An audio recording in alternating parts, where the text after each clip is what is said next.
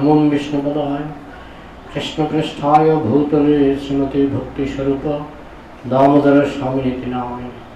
नमस्सद्भक्तमने मणिपुर उद्भवाय च प्रभुपादुलसद्वाणी प्रचर निरताय।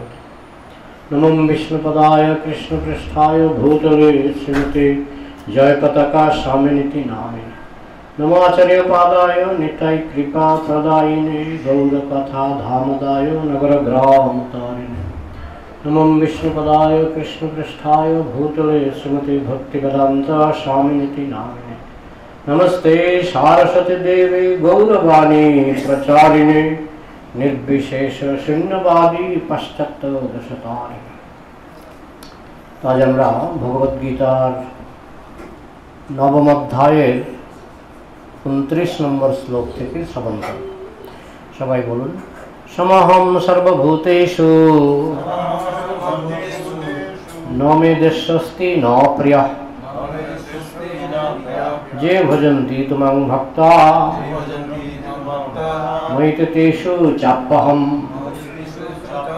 সমহং সর্বভূতেষু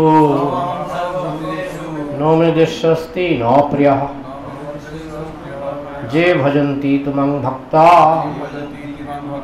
मयि तेषु चाप्यहम्। এই শ্লোকটা কারো জানা আছে? হ্যাঁ, আচ্ছা, ঠিক আছে। এগুলি গুরুত্বপূর্ণ শ্লোক, এগুলো আমাদের মুখস্থ করতে হবে। তো ভগবান বলছেন,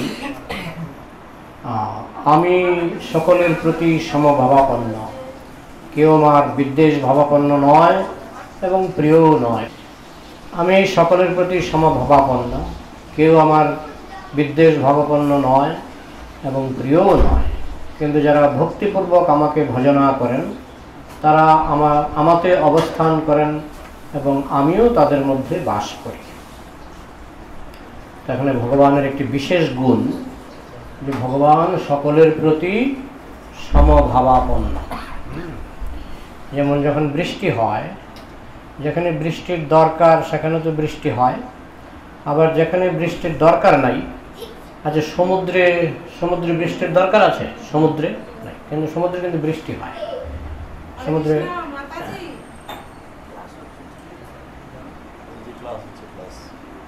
সমুদ্রে ভালোই বৃষ্টি হয়। তাহলে বৃষ্টি চিন্তা করে না যে আমি সমুদ্রে বৃষ্টি দেব না, আমি শুধু স্থলভাগে বৃষ্টি দেব। সব জায়গাতেই সমানভাবেই বৃষ্টি হয়। সেরকম এই যে সমভাবটা, এটা ভগবানের একটা বৈশিষ্ট্য।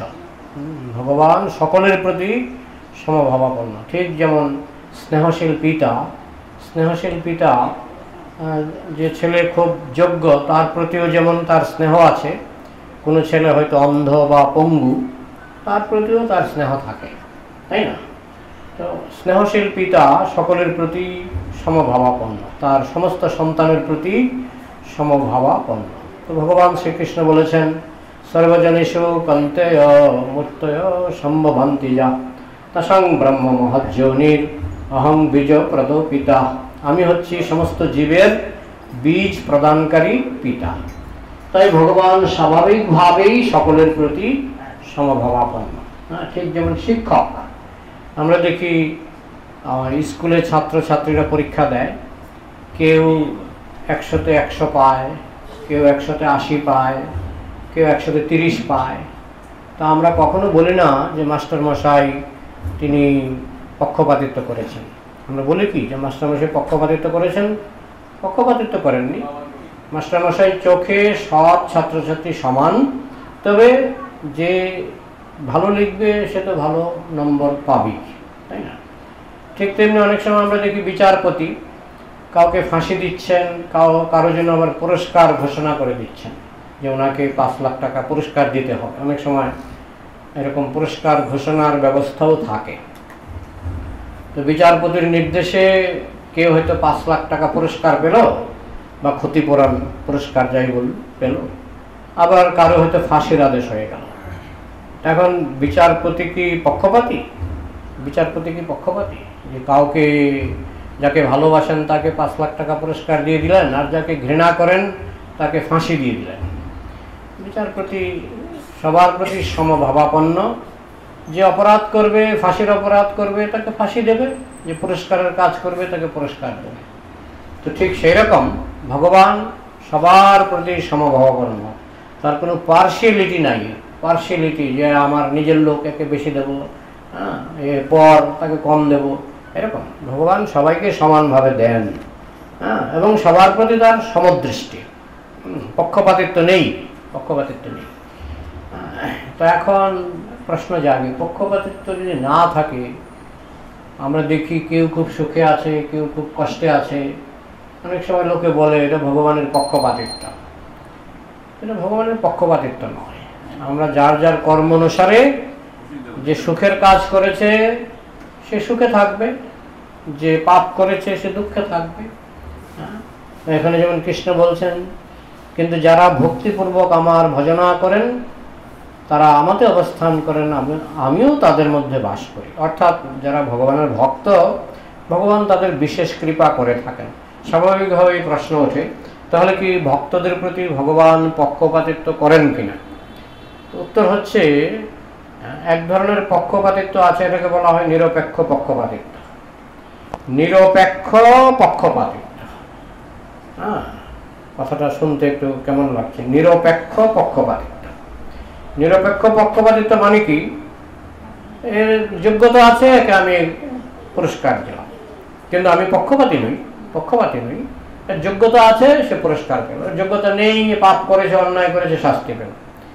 তো এখন যার যোগ্যতা আছে তাকে যদি পুরস্কার দেওয়া হয়, এটা পক্ষপাতিত্ব নয়, পক্ষপাতিত্ব নয়, এটা নিরপেক্ষ পক্ষপাতিত্ব। নিরপেক্ষ, তার যোগ্যতা আছে, সে পাচ্ছে। কোনো কোনো ধর্মে ভগবানকে পক্ষপাতী বানিয়ে দেওয়া হয়, এবং অনেকটা পাগলা রাজার মতো বানিয়ে দেওয়া হয়। পাগলা রাজার নাম শুনেছেন আপনারা? যদি কোনোদিন ইতিহাস পড়ে থাকেন, পাগলা রাজা, মোহাম্মদ বিন তুগলক, তার নাম ছিল পাগলা রাজা। তার রাজধানী ছিল দিল্লিতে।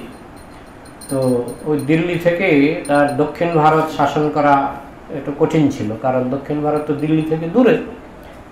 তাই তিনি ঠিক করলেন যে দিল্লি থেকে রাজধানী নিয়ে যাবেন মহারাষ্ট্রে, দৌলতাবাদ নিয়ে যাবেন।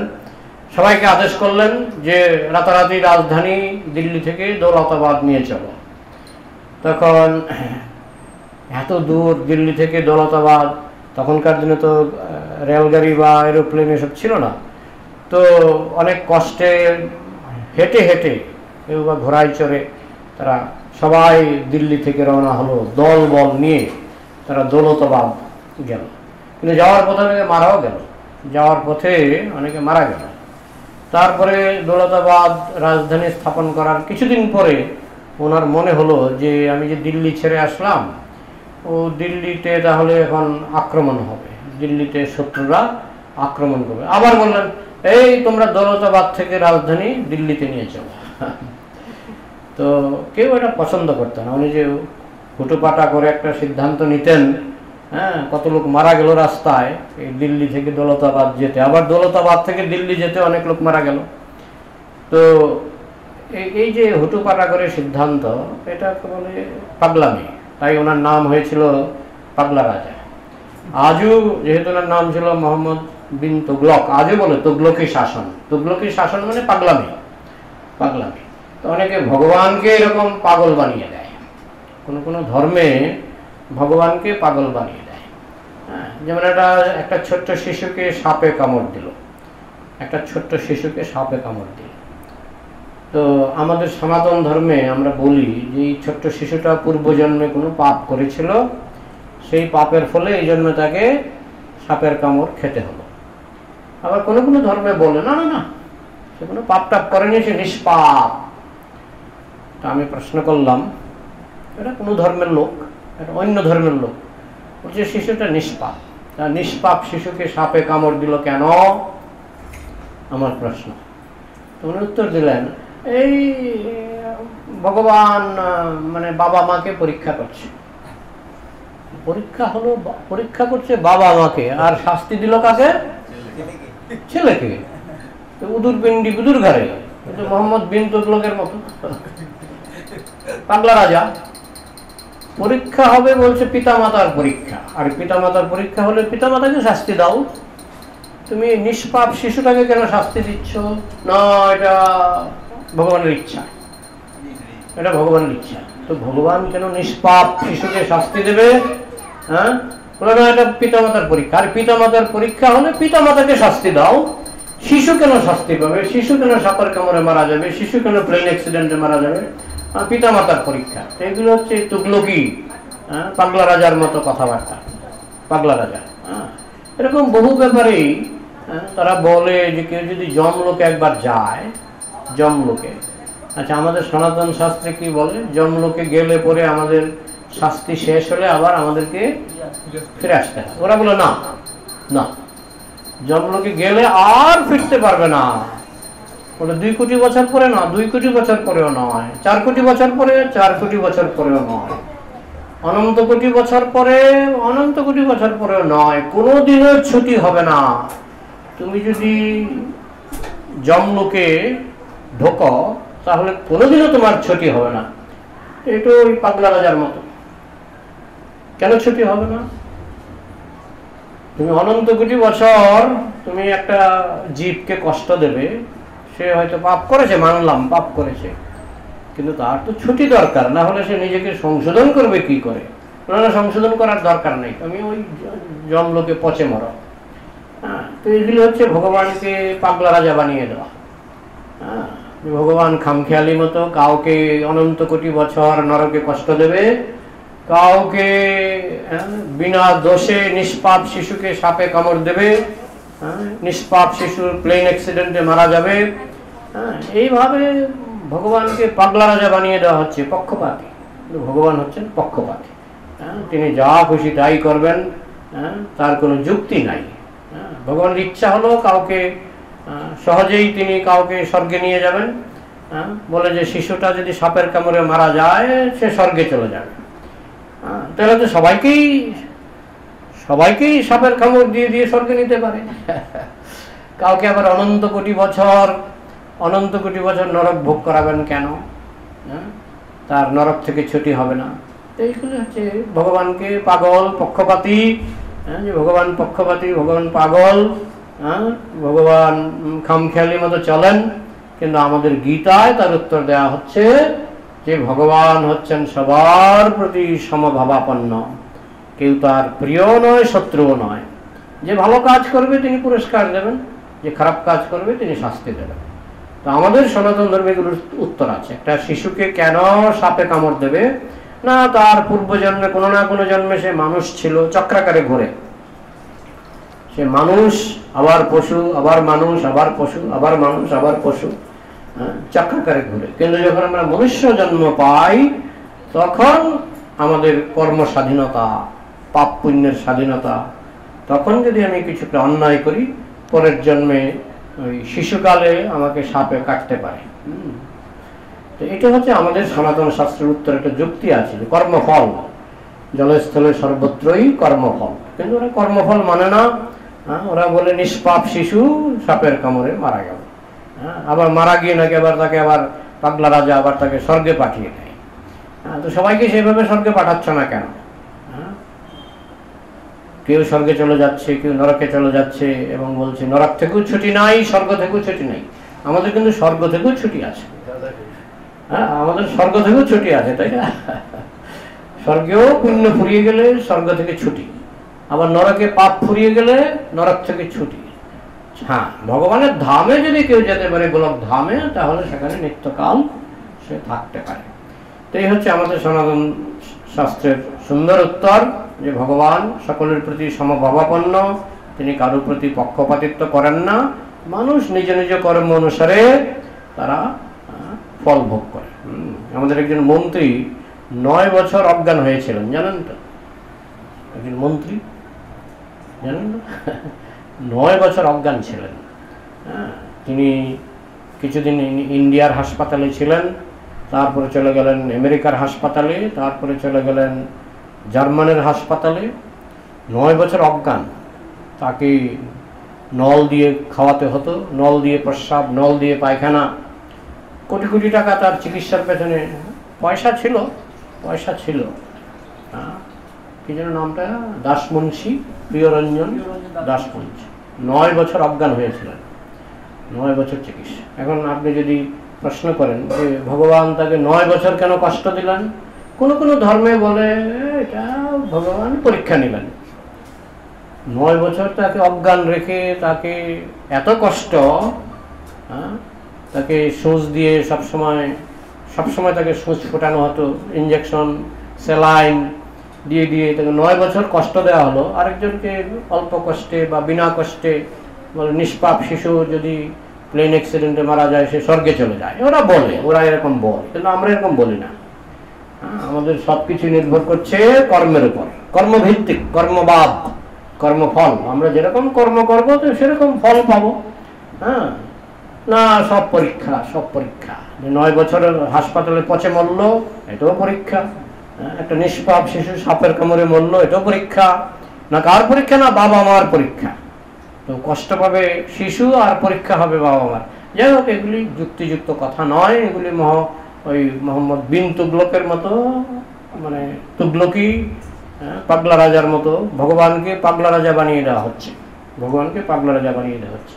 আমাদের ভগবান সেরকম নয়। আমাদের ভগবান নিরপেক্ষ, সমভাবাপন্ন, কর্ম অনুসারে জীব নিজ নিজ ফল ভোগ করে। তো কারো যদি কিছু প্রশ্ন থাকে আলোচনা করা যায়।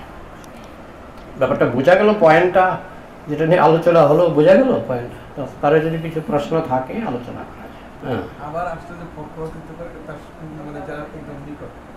না, পক্ষপাতিত্ব করে বলছে কারা? আমরা না, সনাতন ধর্মের লোক বলে না, অন্য ধর্মের লোক। আমি নামটা বলিনি, অন্য ধর্মের লোক। বুঝেছেন? যারা বলছে ভগবান এরকম নিষ্পাপ শিশুকে কষ্ট দেয়, অন্য ধর্মের লোক। সনাতন ধর্মের লোক বলে না, এই শিশুটা কোনো না কোনো জন্মে মানুষ ছিল, সে একটা মানুষ, হয়তো সে মাতৃগর্ভে সন্তানকে হত্যা করেছে, পরের জন্মে সে কোনো মাতৃগর্ভে প্রবেশ করবে, তাকে আবার সেই মাতৃগর্ভে হত্যা করা হবে। তো ওরা বলে এটা ভগবান এমনি এমনি তাকে একটা শাস্তি দিল, এমনি তার কোনো পাপ নেই, নিষ্পাপ শিশু। আমরা বলি না, নিষ্পাপ নয়, সে এই জন্য নিষ্পাপ, কিন্তু তার 84 লক্ষ জনই সে ভ্রমণ করেছে, কতবার সে মানুষ হয়েছে তার হিসাব নেই। যখন সে মানুষ ছিল সে পাপ করেছে, তার ফলে সে কষ্ট পেয়েছে। এটা পক্ষপাতিত্ব নয়। কিন্তু অন্য ধর্মের লোক বলে এটা ভগবান এমনি এমনি করে। ও মানে কি? পাগলা রাজা, ভগবানকে পাগলা রাজা বানিয়ে দেওয়া। বুঝতে পারলেন ব্যাপারটা? আর কোনো প্রশ্ন বা মন্তব্য বলুন।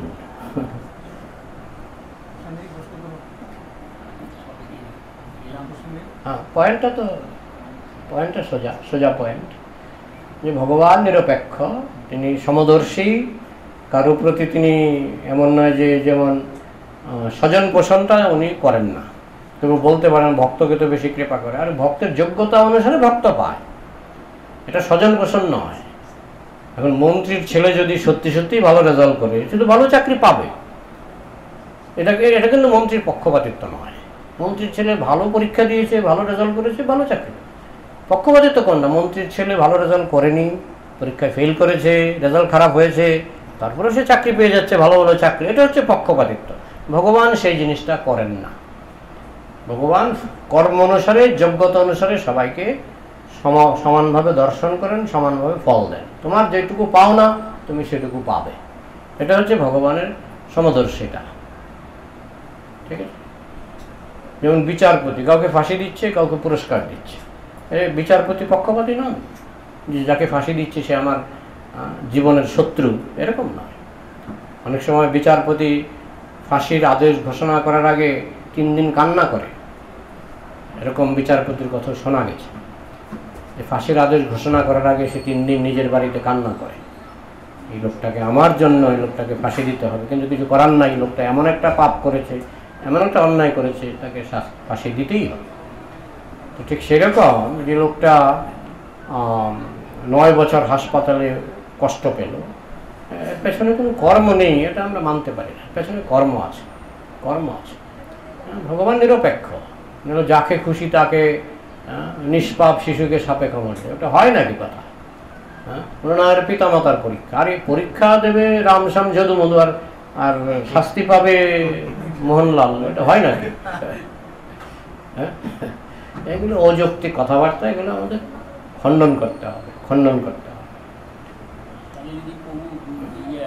নারদমুনির যে মা, নারদমুনি তো সাধু সঙ্গ করেছিলেন, তারপরে যখন নাকি আর কি নারদমুনির মা যখন সন্ধ্যেবেলা অন্ধকার দিয়ে জঙ্গল দিয়ে যাচ্ছিল, তখন তাকে যে সাপে কামড়াচ্ছে, এটা কেন হলো?